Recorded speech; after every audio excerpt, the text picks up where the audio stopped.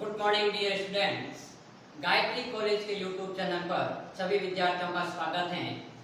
आज के क्लास में हम बीएससी फाइनल ईयर मैथमेटिक्स के सेकंड पेपर कॉम्प्लेक्स एनालिसिस के लेक्चर नंबर 6 में हम बात करेंगे एक महत्वपूर्ण प्रमेय या थ्योरम जिसको अपन कोची इंटीग्रल थ्योरम के नाम से जानते हैं, उसका स्टेटमेंट और उसका प्रूफ देखेंगे कि उसको अपन किस प्रकार प्रूव करते हैं। ठीक है, इसके बाद अपन कोशी इंटीग्रल फॉर्मूला भी डिस्कस करेंगे। तो ध्यान रखना, कोशी इंटीग्रल थ्योरम और कोशी इंटीग्रल फॉर्मूले दोनों अलग अलग हैं। पहले अपन बात करेंगे कोशी इंटीग्रल थ्योरम। ठीक है, जिसका स्टेटमेंट ये कह रहा है कि यदि कोई फंक्शन या फलन इस प्रकार हो कि वो विश्लेषिक हो, पहली बात कह रहा है कि वो विश्लेषिक हो और उसका फर्स्ट डेरिवेटिव है वो आपके पास में कंटिन्यूअस हो with in and on the close contour. मान लीजिए आपके पास में एक कोई ये कंटूर है, ठीक है। अब इस कंटूर के अंतर्गत ये मान लीजिए आपके पास में कोई क्लोज कंटूर है और इसके अंतर्गत z की प्रत्येक मान के लिए इसके अंदर z के प्रत्येक मान के लिए और इसके ऊपर विद इन एंड ऑन मतलब इसकी बाउंड्री के ऊपर ये जो फंक्शन f ऑफ z है वो विश्लेषिक है और इसका जो फर्स्ट डेरिवेटिव है वो कंटीन्यूअस है। तो अपन को ये प्रूव करना है कि इसी फंक्शन का मैं इस रीजन के अंतर्गत इंटीग्रेशन करता हूं तो उसकी वैल्यू हमेशा 0 आएगी। ठीक है, तो ये आपके पास में इस थ्योरम का स्टेटमेंट है। पहले अपन इसको प्रूव करेंगे और उसके बाद में इस थ्योरम के बेस पर अपन बहुत सारे क्वेश्चन डिस्कस करेंगे। ठीक है, तो देखिए सबसे पहले अपन ध्यान देते हैं इसकी प्रूफ में कि सबसे पहले अपन को क्या कहा गया है कि जो फंक्शन है वो आपके पास में एनालिटिक है। ठीक है, सबसे पहले मैं ध्यान देता हूं यहां since f of z is analytic,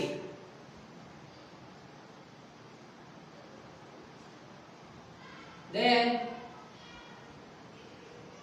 it satisfies, कौन क्या सेटिस्फाई करेगा भाई? Cauchy Riemann equation. then satisfied Cauchy Riemann equation. अब मेरी बात सुनिए, यदि फंक्शन एनालिटिक है तो कोशी रीमान समीकरण को सेटिस्फाई करेगा। Therefore, अपन कह सकते हैं कि जो del u upon del x है उसका मान, या फिर अपन कैपिटल यूज कर लेते हैं, उसका मान आता है आपके पास में del v upon del y and del u upon del y की जो वैल्यू होगी वो minus time del v upon del x।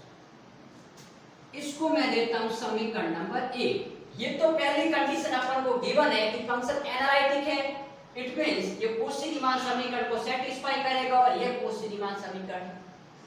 ठीक है, अब अपन को देखिए फंक्शन क्या है, एनालिटिक फंक्शन है और फंक्शन कॉम्प्लेक्स वेरिएबल का है। तो देखिए f of z equal to क्या होता है, f of z equal to u of x y plus iota times v of x y। ये फंक्शन है, ये एनालिटिक है।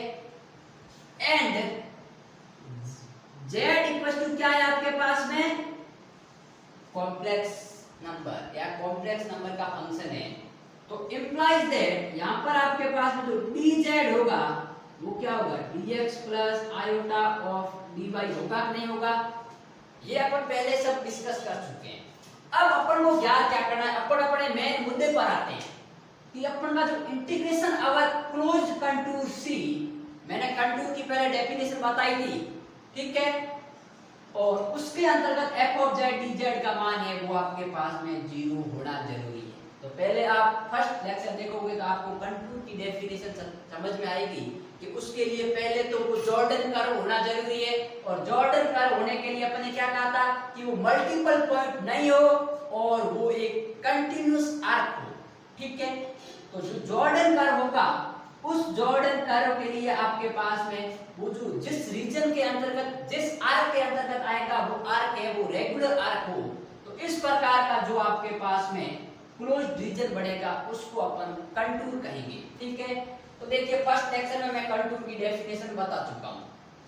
अब अपन को ये निकालना है, तो देखिए मैं यहां लेके चलता हूं। Therefore integration over C F of Z Z. ठीक है, अब मेरी बात सुनिए, क्या कह सकते हैं integration over C F of Z की वैल्यू क्या है, u plus iota v। u और v both are function of x and y। अब देखिए क्या आएगा, dz dz की वैल्यू क्या है, dx plus iota of dy। अब मेरी बात सुनिए, मैं इसका अंदर मल्टीप्लाई करूं तो अपने पास में क्या वैल्यू आएगी, integration over C u dx plus iota v dx। ठीक है, देखिए ये हो गया प्लस आयोटा u dy और प्लस का आयोटा स्क्वायर v dy। ये रीजन आ गया। अब मैं आयोटा के टर्म को अलग कर लेता हूं, बाकी टर्म को अलग करूंगा, तो यहां पर अपने पास में आएगा इंटीग्रेशन आवर सी, क्या रीजन आएगा, एक तो आएगा u dx plus iota square -1, तो ये हो गया आपके पास है माइनस का v dy। ठीक है, प्लस आयोटा इंटू क्या आएगा, देखिए v dx plus u dy। अब मेरी बात सुनिए, ये आपके पास में इसके पूरे का इंटीग्रेशन है। अब एक बात सुनना, अपन यहां पर कि मैं इस माइनस को हटाता हूं तो क्या लिख सकता हूं, यहाँ प्लस और ये v माइनस का लिख सकता हूं। ठीक है, कोई दिक्कत नहीं, पहले इसको मैं समीकरण 2 मानता। अब मैं इसके अंतर्गत एक थ्योरम यूज करूंगा, वो अपन वेक्टर कैलकुलेशन के अंतर्गत पढ़ चुके हैं कि अपन कभी भी लाइन इंटीग्रल होता है और अपन को लाइन इंटीग्रल को सरफेस इंटीग्रल में यदि कन्वर्ट करना है तो उसके लिए अपन एक थ्योरम पढ़ते हैं, ग्रीन थ्योरम। उस ग्रीन थ्योरम का मैं यहाँ यूज करूंगा। तो देखिए बाय ग्रीन थ्योरम, तो ग्रीन थ्योरम क्या कहती है कि अपन लाइन इंटीग्रल को ग्रीन थ्योरम सरफेस इंटीग्रल में चेंज कर सकते हैं। तो देखिए क्या होती है कि यदि आपके पास में कोई इंटीग्रेशन है और वो m dx plus n dy के फॉर्म में है, तो इसकी जगह अपन लिख सकते हैं, या तो अपन इंटीग्रेशन करके आपके पास में सरफेस इंटीग्रल लगाओ और या फिर इसकी जगह डबल इंटीग्रेशन लगाओ। मैं क्या कह रहा हूं, या तो एक इंटीग्रेशन करके नीचे s लिख लो ताकि ये सरफेस इंटीग्रल है, और नहीं तो फिर इसके लिए डबल इंटीग्रेशन आपको लगाना पड़ेगा। और इसकी वैल्यू होती है del n upon del x minus del m upon del y into dx और dy। ये हो गया समीकरण नंबर 3। ये आपके पास में ग्रीन थ्योरम है।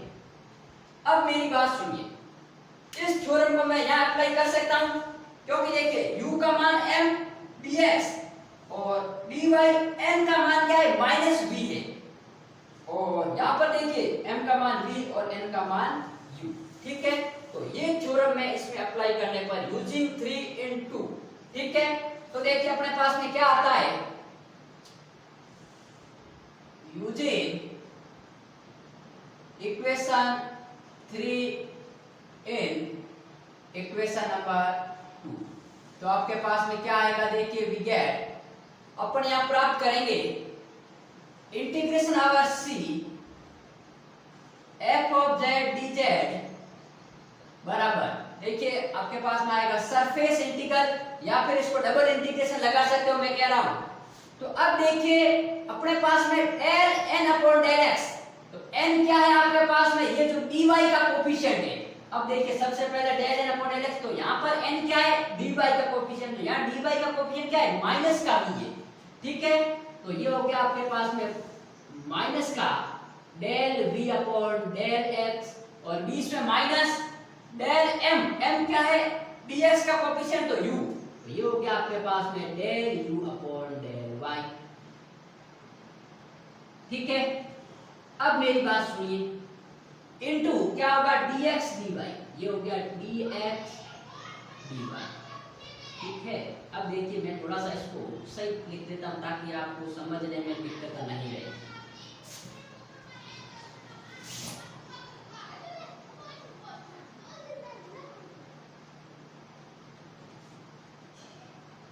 अपने पास देखिए ये आएगा माइनस का और ये इंटीग्रेशन, ठीक है। ये सरफेस इंटीग्रेशन और ये कोष्टक आपके पास में dx dy। अब मैं यहां बात करता हूं ये प्लस आयोटा इंटू क्या आ रहा है v dx और अपन del n upon del x इसमें लगा रहा हूं। यहां n क्या है dx y का कोएफिशिएंट dy कोएफिशिएंट u, तो यहां आएगा del u upon del x minus del v upon del y, क्योंकि del m upon y m का मान क्या है v और y, और ये हो गया dx और dy। ठीक बात, ये अपने पास में टोटल इसका इंटीग्रेशन हो गया। मैं बार मंजिला कोष्टक इसलिए लगा रहा हूं ताकि ये पूरे इस इंटीग्रेशन के अंतर्गत क्वांटिटी आ रही है, ठीक है। अब मेरी बात सुनिए, इसको मैं देता हूं समीकरण नंबर 4। अब अपन को कहा गया है कि फंक्शन एनालिटिक है, तो वो कौशी रीमान समीकरण को सेटिस्फाई कर रहा है, और कौशी रीमान समीकरण को सेटिस्फाई करेगा मतलब समीकरण 1 आ रहा है। तो समीकरण 1 और 4 का या समीकरण 1 का 4 में प्रयोग करने पर तो देखिए यूजिंग 1 in 4 we obtain, आपके पास में क्या रिजल्ट आएगा देखिए we obtain, मैं यहाँ लिख लेता हूं। तो देखिए अपने पास में रिजल्ट आएगा integration over c f of z dz। तो देखिए integration over c f of z dz बराबर सरफेस इंटीग्रल, यहां पर देखिए मैं लिखता हूं सरफेस इंटीग्रल और ये बड़ा साइन। अब देखिए या तो आप इसको कन्वर्ट कर लो इसकी सहायता से या इसको किसी को कन्वर्ट करो, आपके पास जीरो होना ही है। अब देखिए minus del v upon del x, तो minus del v upon del x की वैल्यू क्या है del u upon del y। समीकरण 1 का प्रयोग कर रहा हूं 4 में, तो ये हो गया del u upon del y minus del u upon del y into dx dy plus iota times, यहां देखिए del u upon del x, तो del u upon del x की वैल्यू क्या है del v upon del y, तो ये हो गया del v upon del y minus del v upon del y into dx dy, ठीक है। अब देखिए del u minus del u upon del y minus del u upon del y 0 और del v upon del y minus del v upon del y। अब आप कहोगे sir आपने y में कन्वर्ट क्यों किया, आप चाहो तो x में कर सकते हो, या इसकी वैल्यू रख लो और या इसकी वैल्यू रख लो, लास्ट वाले की अपन वैल्यू रखेंगे x में कन्वर्ट हो जाएगा लेकिन वो भी 0 होगा, ठीक है। तो यहां से अपन कह सकते हैं implies that integration over c f of z dz है, उसका मान आपके पास में क्या आ रहा है 0 आ रहा है। तो ये हो गई आपके पास में थ्योरम, कौन सी थ्योरम कॉची इंटीग्रल थ्योरम, जो कि बड़ी इंपॉर्टेंट थ्योरम है। कई बार यूनिवर्सिटी में सीधा इसका डेरिवेशन पूछा गया है और इसका स्टेटमेंट तो हर एक साल छोड़कर अर्थात अल्टरनेट पूछा जाता है 2 नंबर में कि स्टेट कॉची इंटीग्रल थ्योरम और या फिर कॉची इंटीग्रल फार्मूला, जो कि मैं नेक्स्ट बात करूंगा। तो पहले अपन कॉची इंटीग्रल थ्योरम को डिस्कस कर चुके हैं, इसका डेरिवेशन अपन ने देखा। अब मैं इसके ऊपर पहले न्यूमेरिकल प्रॉब्लम सॉल्व करवाऊंगा और फिर बाद में अपन कॉची इंटीग्रल फार्मूले पे बात करेंगे, ठीक है।